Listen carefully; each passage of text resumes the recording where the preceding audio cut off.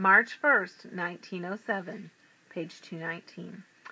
Finally, I found the right moment to tell Marm my decision about medical school. Our attention had been drawn to the newspapers, and maybe I was a little frightened of what she might say. At last she looked so sweet, warming her knees by the stove, sewing a new bag for her midwifery instruments.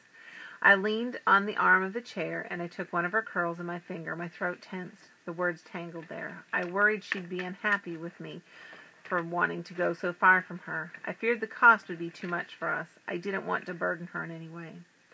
But I made myself speak. Marm, I wanted to tell you about Dr. Baker. The woman doctor in the department? Marm continued her sewing. I went on, well, she has presented me with the possibility of attending medical school.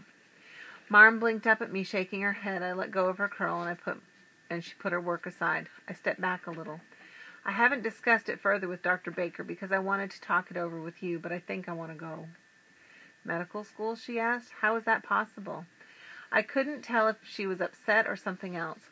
There's a college in Pennsylvania that takes girls, I told her. That's where Dr. Baker herself went, and she says I could go there too. Marm had a strange look in her eyes, and suddenly I wavered. Was I doing the right thing? I wasn't sure I wanted to go, but now I am, I said. She stared at me. My hands began to shake, and I clasped my fingers together. Then I saw them. Tears. Marm was crying. Marm, oh, Marmie.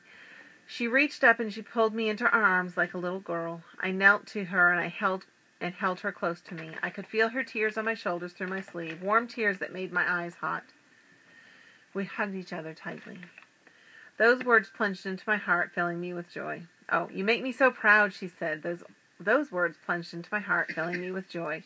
I held my breath and listened to her weep, feeling my own tears slide down my face. I felt her whole body shake and the strength of her arms as she clung to me.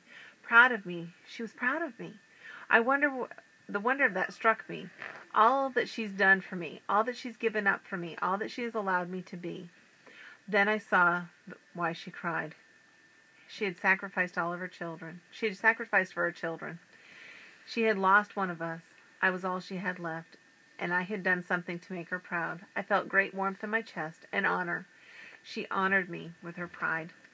She released me finally and wiped her cheeks and patted mine.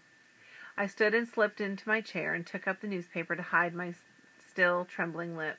I heard Marm pick up her sewing. She's proud of me. Does she know how much that means to me? Does she know how closely she's guided my life and how grateful I am to her for showing such care? Looking at her, I see how I might be if I had a daughter of my very own and with the man I love. I would want for everything I could to not have for myself, and I would want for her everything that I could not have to myself. I see now why people have children, to extend themselves, to become more than what they could be alone. I vow to do my very best to be worthy of Marm's greater self.